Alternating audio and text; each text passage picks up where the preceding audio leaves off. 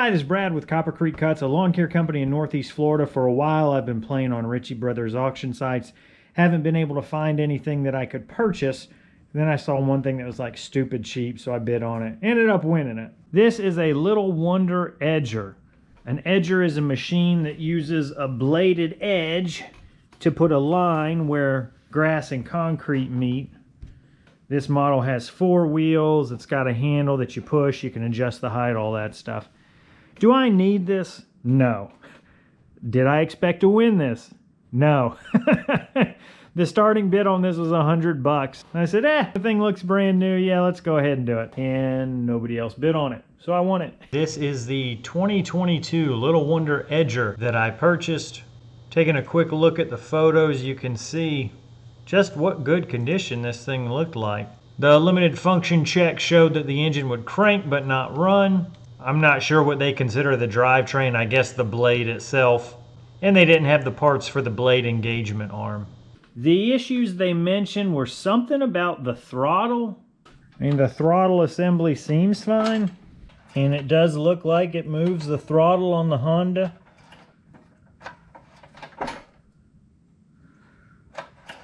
There's also some problem with the engagement system. Push down, engage, push back, disengage. But the thing kind of just flops around. So I think I might be missing a bracket or some piece there. Fuel on and off, our choke. This is our adjustment wheel. This seems to work. So moving that back and forth does indeed change the position of where that wheel is, and therefore how deep your edge is going to go. The issue with this engage, disengage, so here's this lever that's flopping around. You can see this component right here doesn't actually get moved.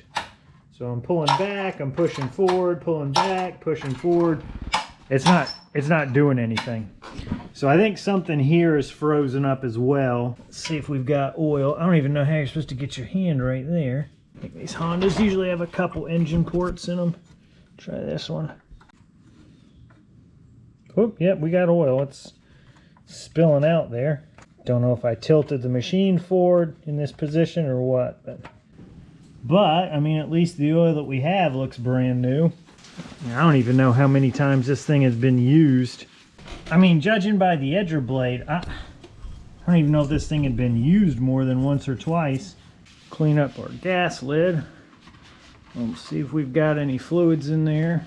So this piece of machinery was from a Sunbelt rental location. The folks there said that they thought it was the throttle was the main issue. But again, that's what they said, but I don't know, of course, what the real issue is. Schiller Grounds Care, those are the people that used to own the green Bobcats. They own a couple other brands, but now the white Bobcat company owns those mowers. They bought them out. A little history lesson there for you. All right, let's clean up our air filter box and then check it out. I mean, look, the Honda engine looks great. Like, look at the recoil rope. Looks brand new.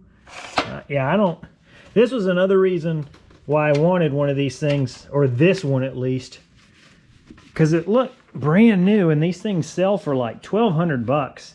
So there was some component of, oh, but it's such a good deal, even though I don't really need it.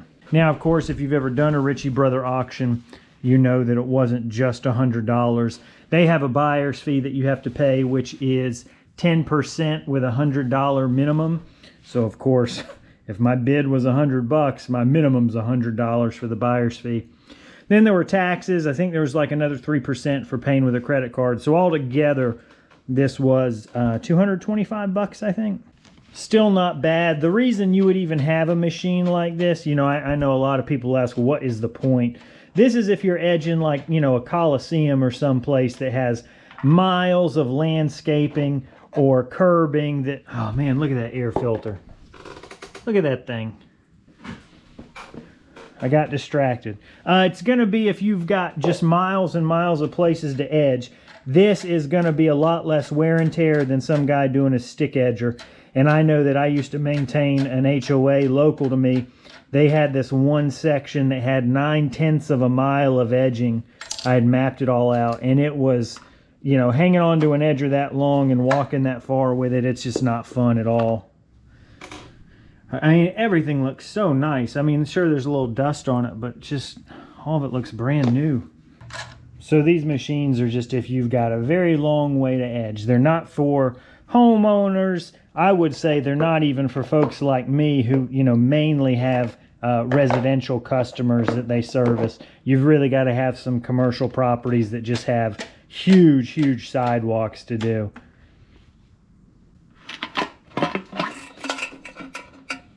There's definitely fuel in there. It looks extremely red.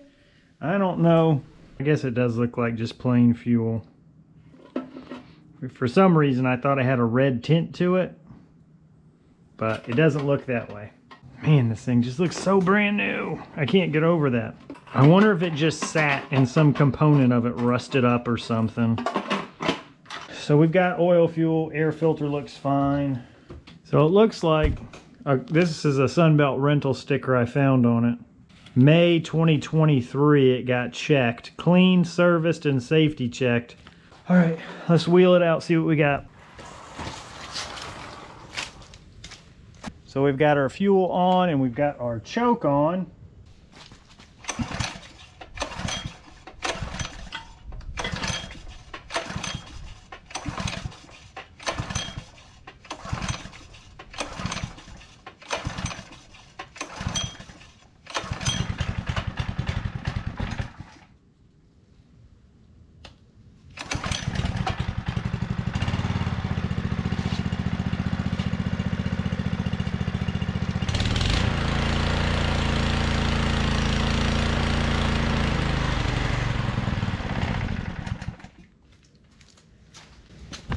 Well, that's promising.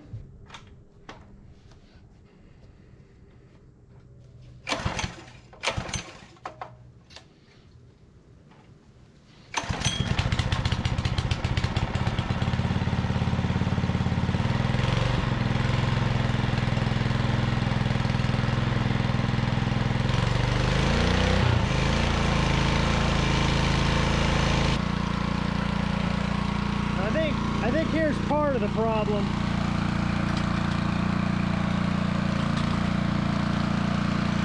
Oh, that thing's spinning. What?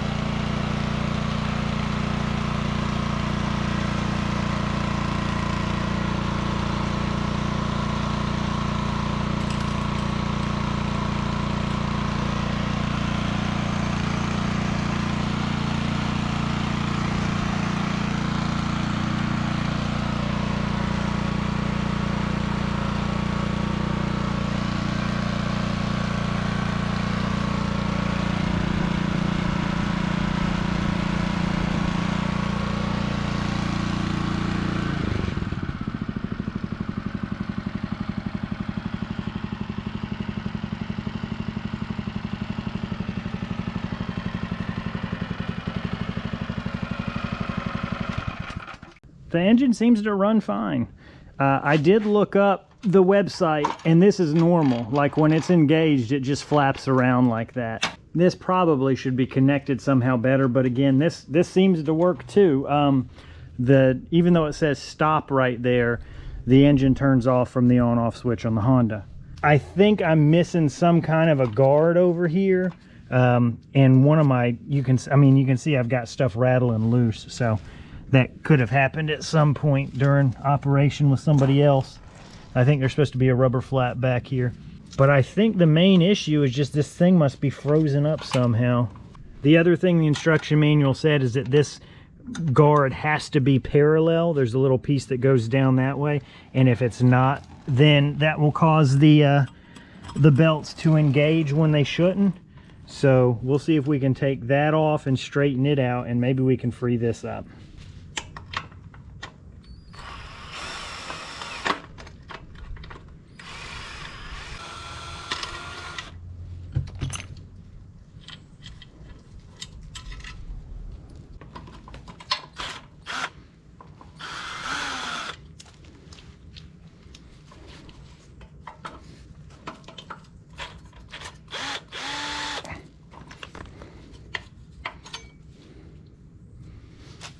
So they say that's supposed to be parallel. I guess if it's too pinched, it'll push on those blades. But I mean, it seems maybe a little pinched. I don't know. I mean, it looks fine to me, right? And so here's a close-up. We've got this. This is all that spins this thing, and it's connected by these two belts. And you can see the engine spins that there. And so I think the culprit, there's something, I don't know if that spring has lost its compressive power. This is a little bent, so maybe that's binding the thing up. We'll leave this off for now. Let's see if we can figure out what's going on here.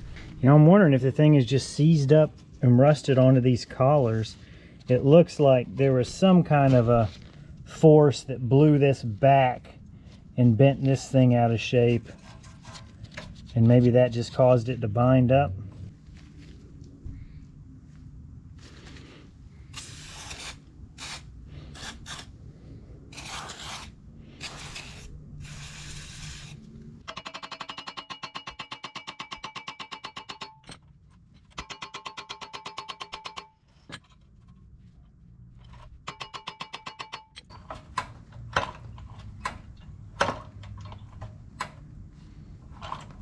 I think that's definitely the issue.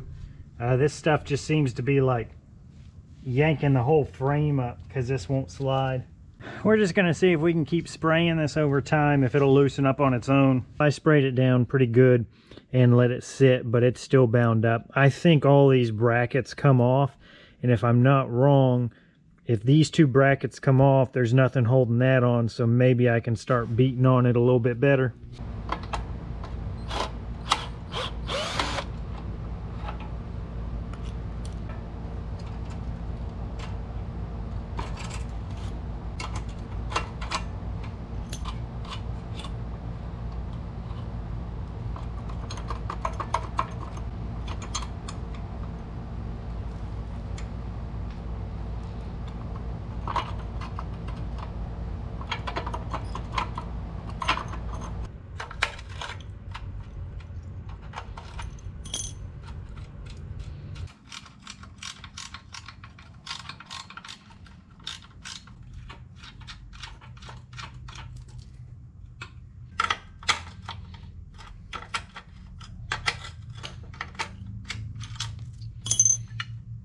I could be wrong, but I think this is the last bolt holding this thing on.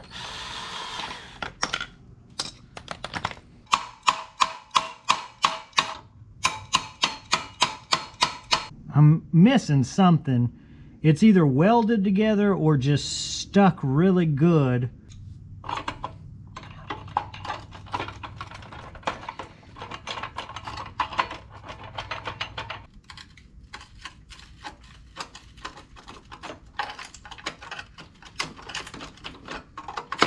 Oh, there we go.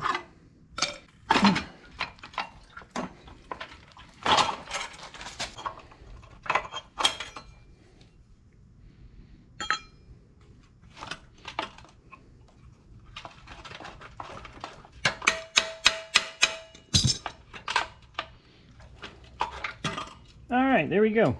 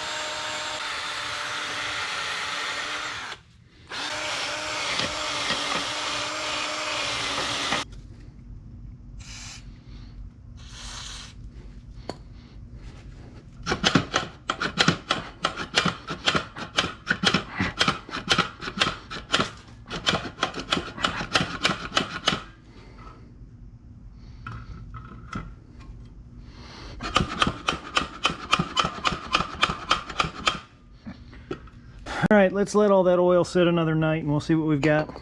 I should have looked at this first. I pulled the parts manual. This piece here is obviously preventing this bracket from popping off. So I've been doing all this work while the thing's still assembled. This is just a key. I don't know if somebody tried to remove it and that's why it's all chattered up right there. I'm going to see if I can get something in there and pop it out, because then I'll have the bracket by itself and can straighten that out. I'll also be able to clean up, you know, the shaft a lot better.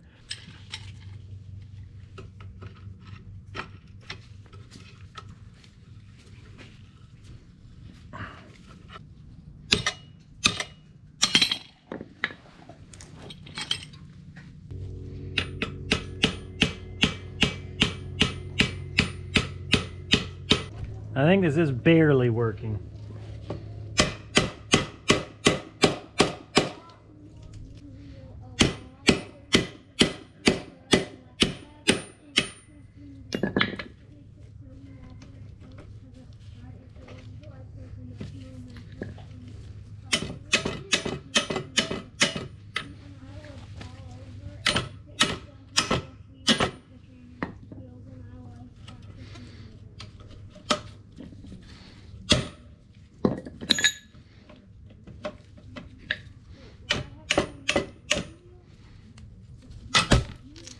There it goes.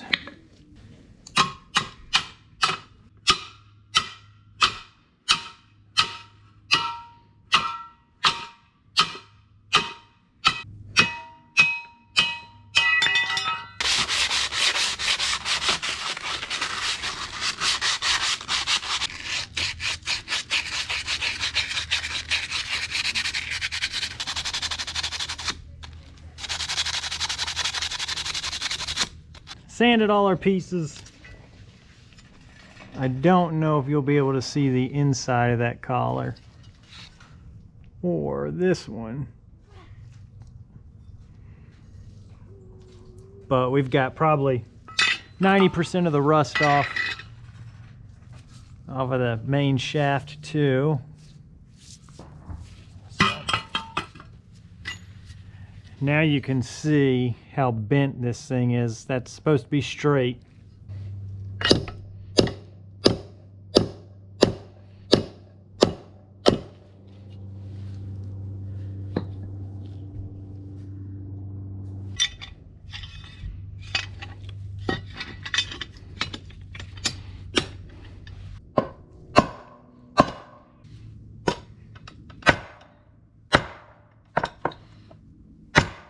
I can't really control it that well with the wood block.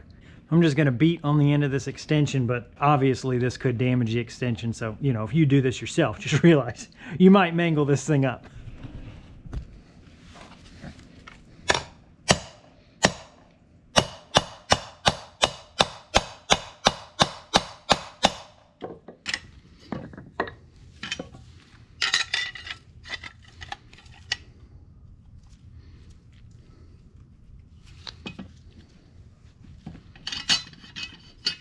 Look at that.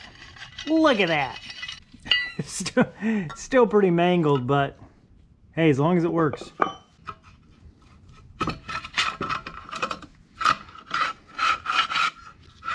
little super slick, I think we can call that fixed. All right, last we'll clean up this spring.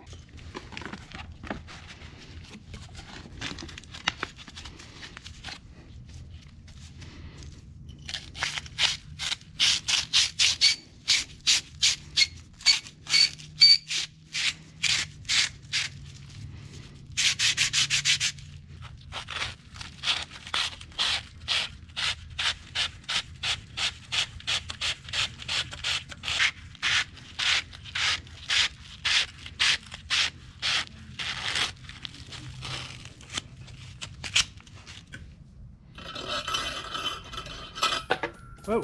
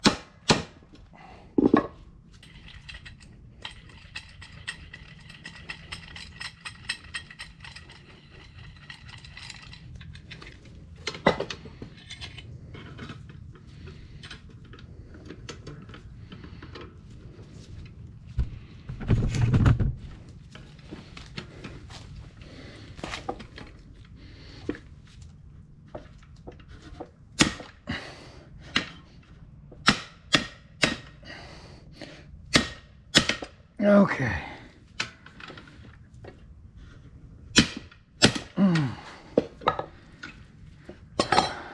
All right, keys back in there.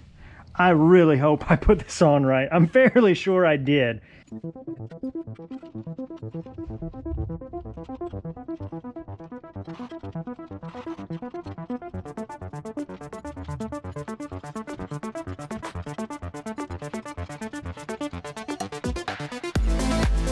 Oh, I forgot this was supposed to go on first.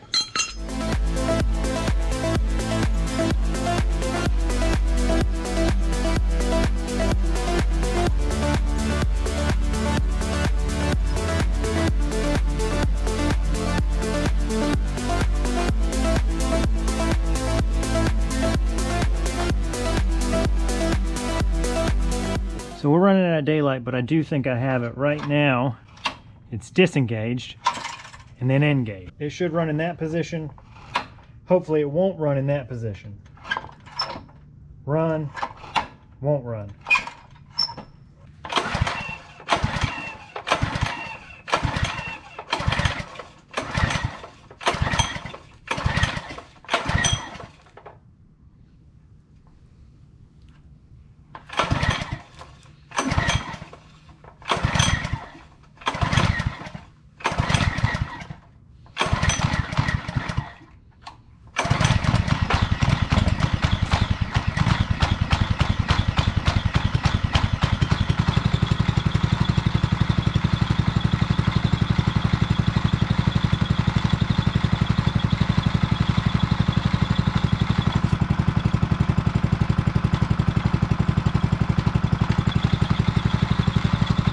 All right, well, that's not supposed to happen. This is certainly working better, but it's way off. I mean, it shouldn't be spinning like that when the thing's disengaged. So I'm just gonna hit it with Super Slick just to keep rust off of it, and we'll try again tomorrow. So the only thing I can think is maybe this hook got bent out of shape. Maybe I did that. I honestly don't know, because it seems like whatever I did made it a lot worse, not just a little worse. So who knows?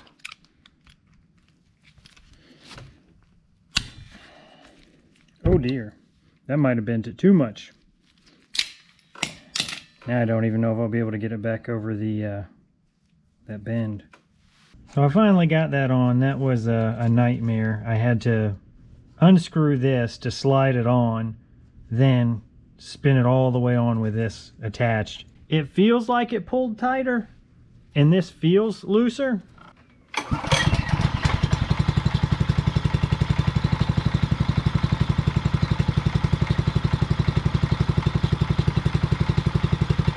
Nope, not loose enough.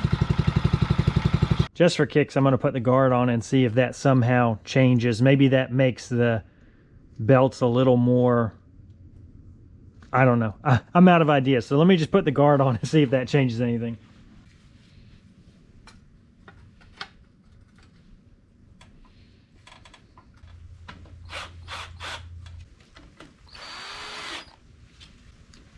We're getting rained on.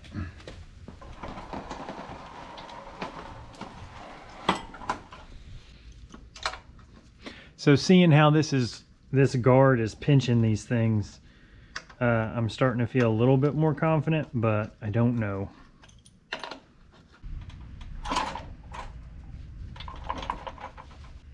Oh, it's not supposed to be super tight, because now I just disengage this and it won't pop forward. So it has to be loose enough to travel. That makes sense.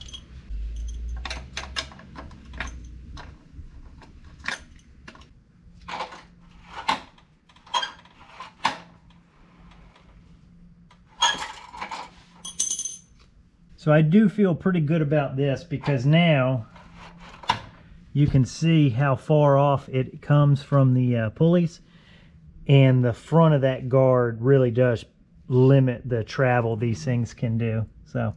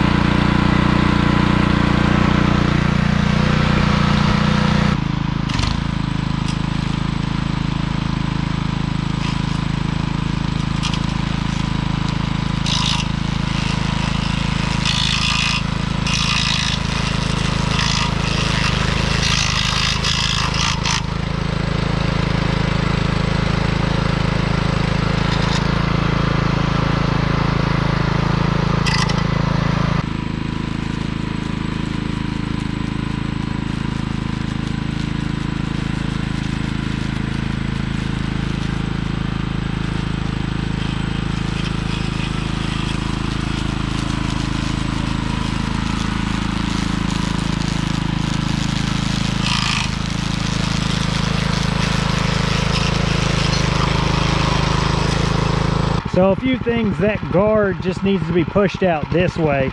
It's making such a mess. But this thing isn't good for curves, you know, it's really only good for straightaways. And now you can see that I've used it. You can see the scratches on it. So again, I don't know if this thing was ever even used once. All right, so I cleaned it up, put the guard on the way it's supposed to, so now that makes a lot more sense.